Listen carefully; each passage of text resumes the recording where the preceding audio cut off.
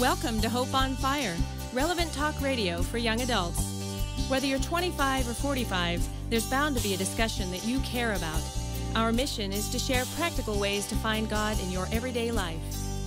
Our host today is Sabine Vatel. I remember hearing a story about a man who had just become a Christian, and he went on a search for a Jesus with skin on. There are some who feel that a relationship with Jesus is an elusive experience rather than a living reality. What does it mean to follow someone you can't see nor touch in your everyday life? How does a disciple live in the 21st century? There must be more to it than avoiding sinning or messing up. So let's talk about it today. Our program is Baptized, Sanctified, Now What? Welcome to Hope on Fire. I'm Sabine Vatel, your host for today. In our program, we have a wonderful panel, and I have here with me Pastor Jim Coffin, and he is currently the senior pastor of the Markham Woods Church in Longwood, Florida, but he has in his history been the assistant editor for the Review, and 6 of those 9 years were spent in Australia. And you've combined this gift of writing and I guess your love of ministry, and you've written many articles and books, and some of these titles are found in our website, hopeonfire.org. And I have also with me at the table, Randy Magray. Randy Magray. Thank you. Something about your name. I just like to say it that way. But Randy is not a stranger to Hope on Fire. He's our contributing editor for Finances, Career, and Money Management, business owner here in Florida, husband, father, and a lifelong God seeker. Anyway, we're glad you're here on this topic. And, it comes down to really talking about discipleship. How does a disciple live? And that's what we're kind of tackling. Once you become baptized, how do you live every day as a Christian? So this topic of discipleship, particularly in the Christendom, almost, is it a buzzword, a trend that you guys have noticed? That word comes up much more. Well, in the Adventist church, if I could speak first, in the Adventist church, our name actually says that we're looking forward to the second coming. Mm-hmm. We're Adventist. Mm-hmm. And I believe that it's important for us to be looking forward to the second coming, but also we need to be thinking about, well, how should I live in the here and now? Right. And so I think that it's appropriate that we should be talking more about discipleship. What does it really mean to be a follower of Jesus? Mm-hmm. How can we have the abundant life that he came to give? So I don't think it's just a buzzword. Mm-hmm. I think it's a critical component. And thank you, Jim. And, Randy, what about you as a layperson? What does discipleship mean to you? Well, I think that what you mentioned, being a trend or a buzzword, or I think there's a lot of people looking to find out, there's got to be something more. I mean, am I a consumer? Do I just walk in the doors on church in the morning and I leave in the afternoon and then I'm fixed for another week?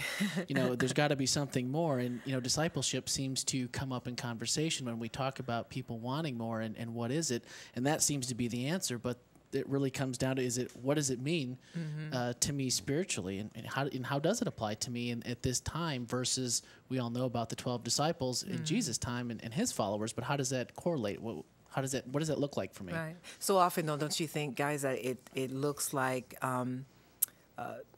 church assimilating to church culture? In other words, knowing where to sit, when to stand, when to speak, not to speak. Asking for a Seventh-day Adventist, maybe asking, does this have meat in it or not?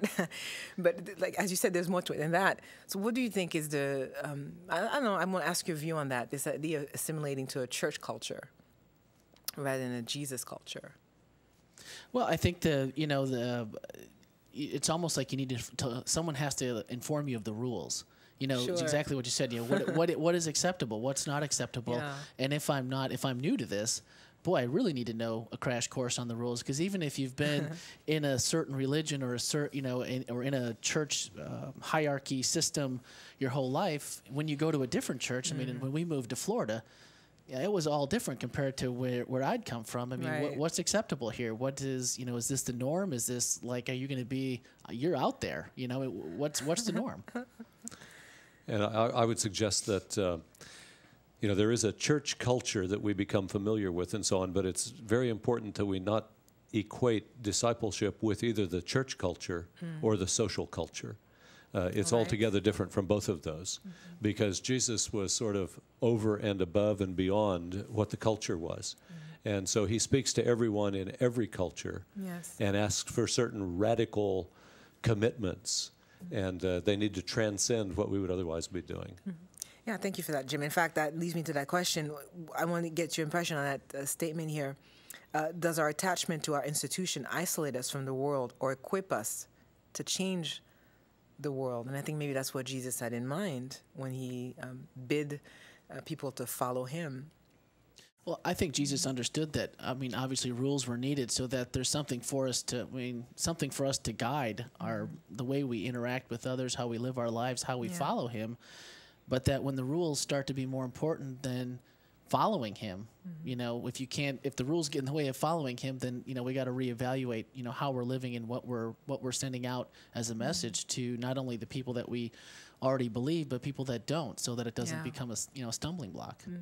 So when I read about Jesus, when I read his story, he seems so anti-establishment. He seems such a rebel. I was going to say hippie, but I don't know if it's going to sit well with people who listen to us, but you know what I mean. He's just anti-establishment. Well, but actually I think what he was saying is the things the establishment is trying to achieve are really very good. Okay? And so, he said, unless your spirituality becomes greater than that of the scribes and Pharisees. So he was saying, and when he talked about tithing and so on, he said, you're very careful every little tea leaf. You make sure that you've put aside every 10th one. He said, that's good. But, don't forget the really important things. And so I don't believe that he was so much anti-establishment as he was, let's look at an even bigger picture and not settle for just the establishment.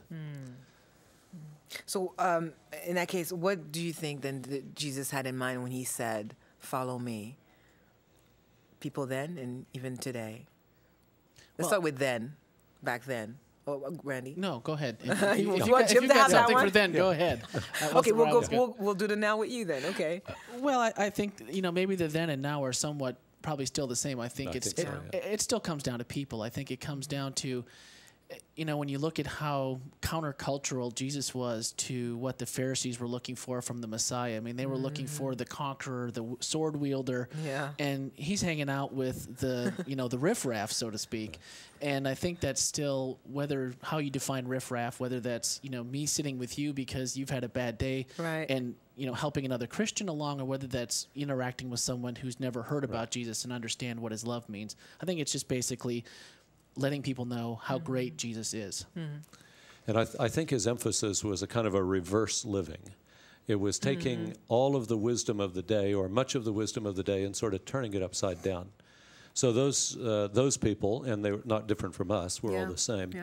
Those people at that time would have looked at the highest place of honor, and Jesus says, "No, go to the lowest place of honor."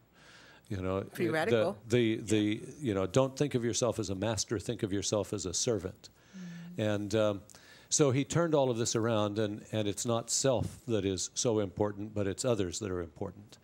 And to me, that's the essence of discipleship, is tapping into and seeking to emulate this reverse living that Jesus did. And that doesn't happen on its own. Needs to be a supernatural or a transformation that has to occur. A conversion, essentially, that has to happen within us. That's true, but I think also it's a discipline that we work at as well. The conversion gives us the desire, and then the discipline makes us follow through on the desire. And of course, discipleship and discipline are really very closely connected. They come from the same root words. Certainly. Yeah, I remember when I first became baptized, I was, of course, on fire, sold out for Jesus. And maybe, a few months down the line, I still loved Jesus, and I still do. But there was a time where I didn't feel quite adequate, that I wasn't doing it correctly somehow. And I think so often, people question maybe their conversion experience. But when you explain it that way, as a desire, it's something you work at. That doesn't happen the time that you get, dunked. Well, I think sometimes it helps to maybe inform or and maybe stress it more to someone who's getting baptized that, it doesn't mean that this is your get out of sin free card, because it's not gonna work that way. It's not gonna happen. I mean, you're still gonna fall, and discipline doesn't happen. I mean, as a father, discipline doesn't happen with one no, and it's an ongoing experience. So you can't expect your like you said, your on fire experience. I'm sold out for Jesus. You can't expect that you're going to be at this high every day of your life. Jesus didn't promise that for us. Now, so what we're saying is, and how would you react to that statement that discipleship then is, are we defining discipleship? Well, for me, discipleship is looking at a person. Or it could even be a concept, but more importantly, a person. We're looking at that person, and we want to emulate that person in every way. We so buy into what that person was all about, that person's method, that person's persona, everything, and we say, that's what I want. And so it's almost like holding up a picture, and we're then holding up a mirror and saying, now, am I looking like that picture? Yeah. And, so that's how I see discipleship.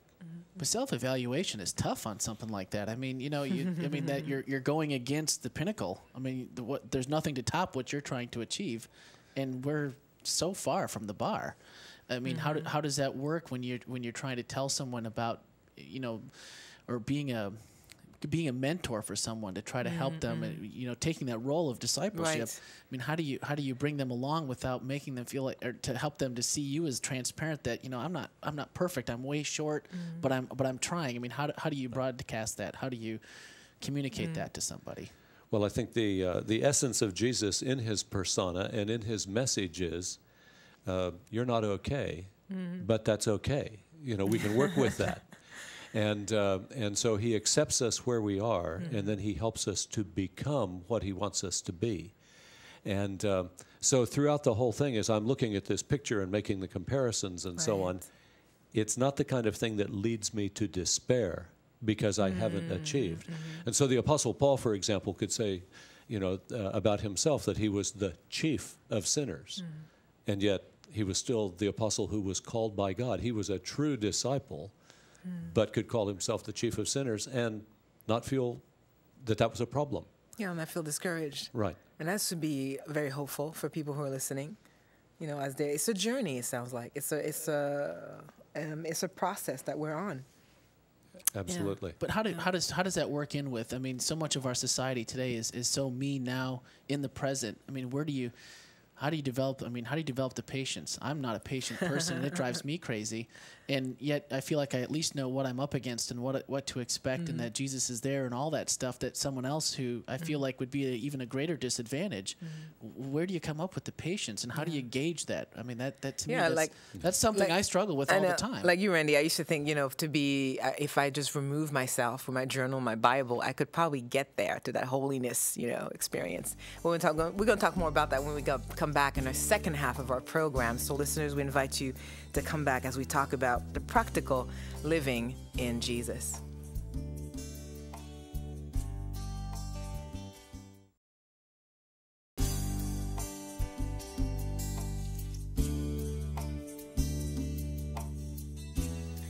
Well, welcome back, audience. This is Hope on Fire, and this is your host for today, Sabine Vatel, and I'm here with the studio with Jim Coffin and Randy Magray. And as we talk about baptized, sanctified, now what?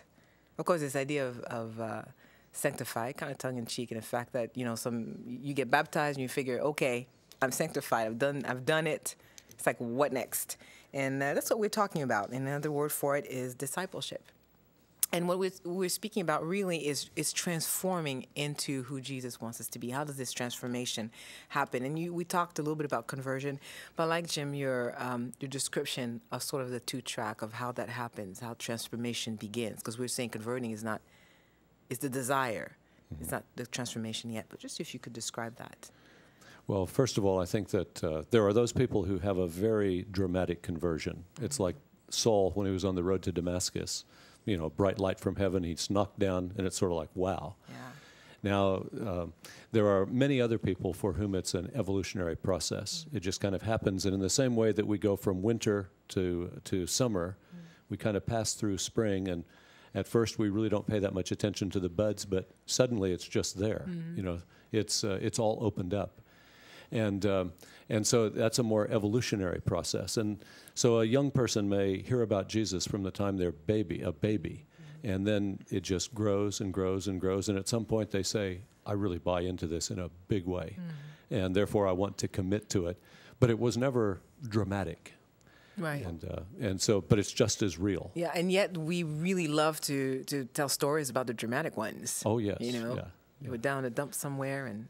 I think, you know, God puts that in your heart. I mean, if you are lucky enough to have a transformation, or maybe lucky enough is not the right word, or that's the way it comes about, it's hard not to, just like you said, be on fire and just say and want people to know what God's done for me. Yeah. And so if that, you know, if Yeah, but don't you think, Randy, though, what God has done for you, but don't you think that we look for the really dramatic stories? Because some people who, he described the buds and the springs, it's not what it seems the church, well, I'm not going to put it on the church, but I think there's an interest in the sensational events. And I think some people, I've heard people who've grown up in the church who kind of downplay as well. I kind of grew up in it, and I believe.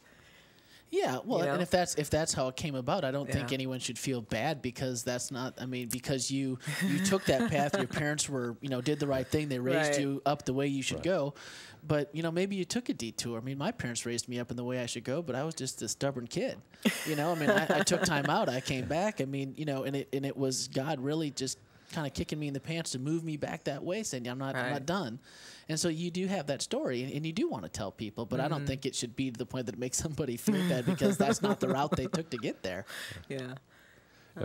But we do need to affirm the person who hasn't had the dramatic experience. Yes. It's not as if that's not a real experience. And the person who had the dramatic experience, like the Apostle Paul, for example, I'm sure that he wishes that he hadn't helped with the stoning of Stephen. Right.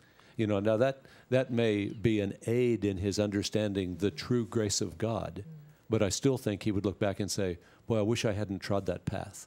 And so the person who doesn't take those detours, you know, in many ways has some advantages.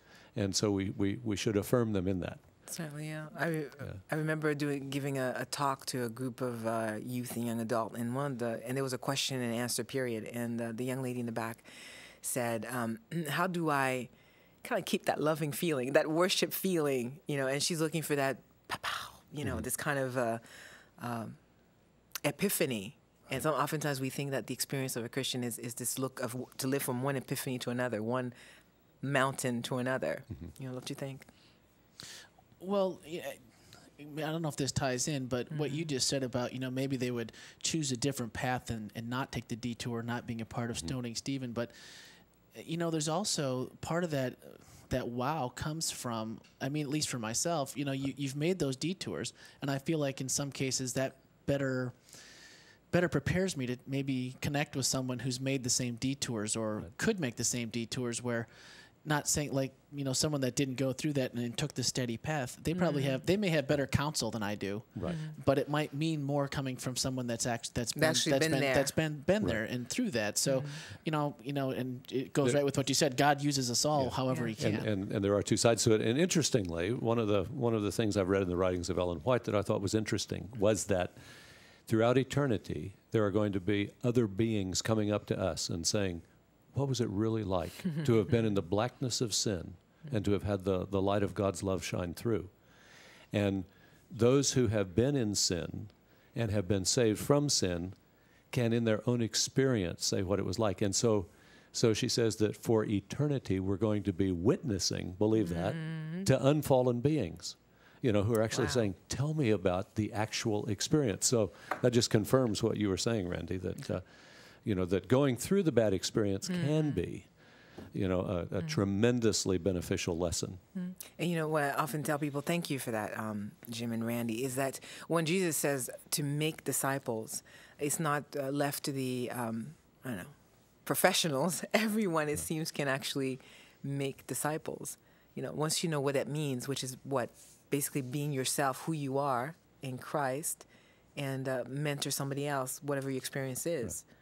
Actually, he didn't say, it wasn't so much in the imperative as it was in the declarative. In other words, you are my witnesses. Yes. Okay, now you may be a good one, you may be a bad one, but you are my witness, Yeah. you know, whichever way it may be.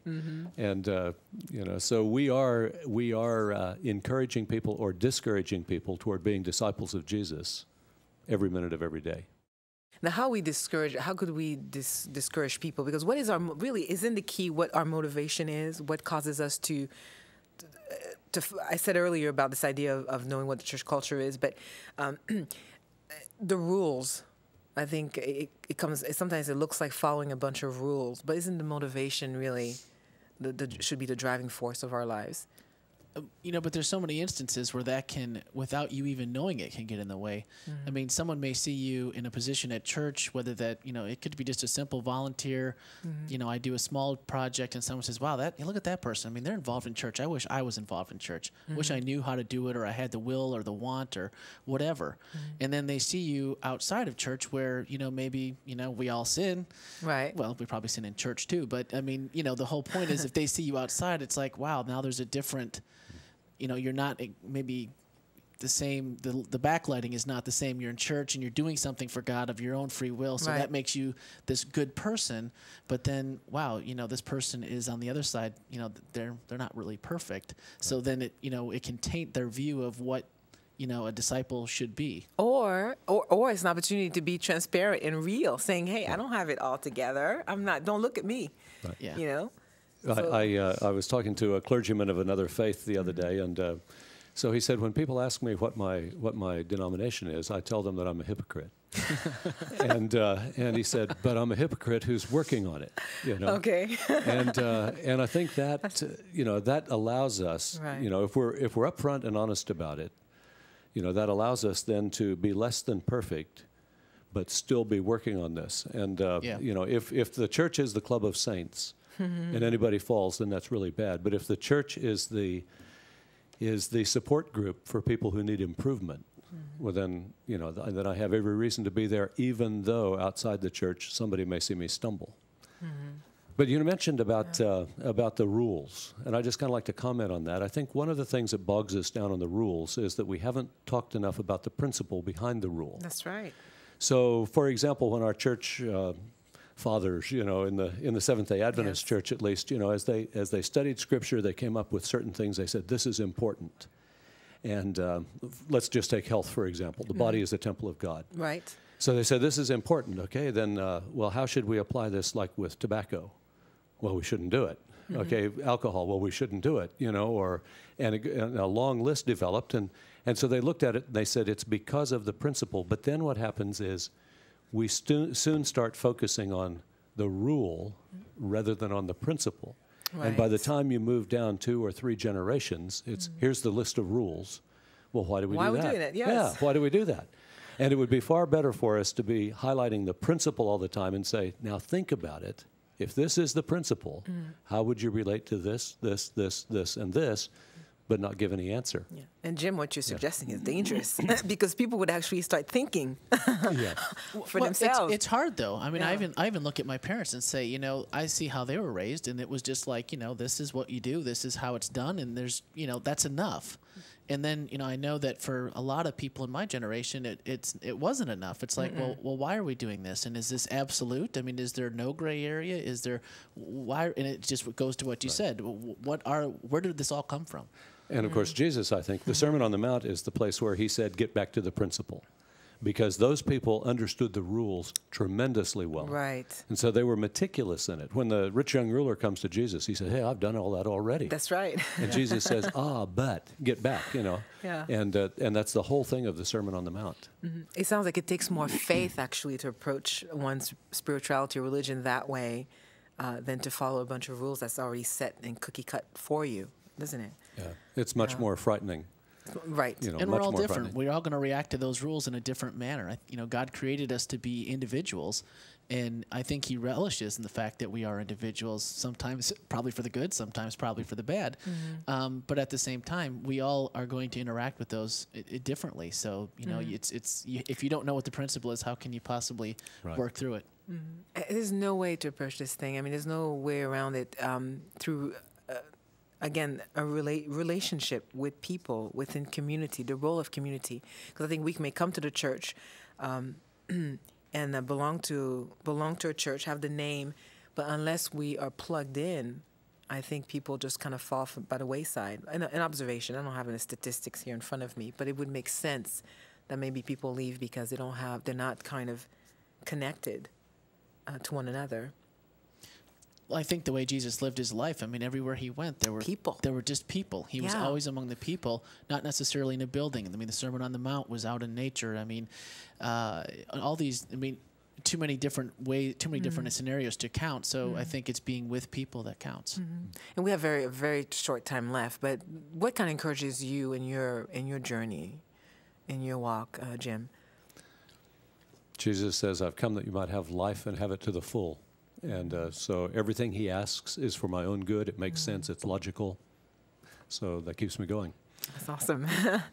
Jesus love. You know, John 3:16. Whosoever believeth is going to be saved, and that's what I hold on to. Yeah, and we're out of time already, but I appreciate so much you coming, Randy and Jim. Thank you for being such wonderful guests, and thank you for joining us today, audience. We're grateful that you allowed us in your world, and we hope that this program inspired you to live expectantly for God's blessings.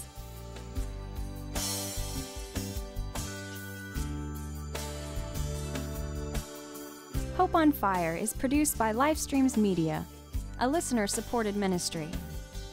To download a free copy of today's program or be a part of our social network, please visit our website at hopeonfire.org. You may also contact us by writing to Livestreams Media, P.O. Box 608513, Orlando, Florida 32860. Once again, that's Livestreams Media, P.O. Box 608513, Orlando, Florida 32860. Or online at hopeonfire.org. Thank you so much for your letters and continued support. Until next time, may God set your hope on fire.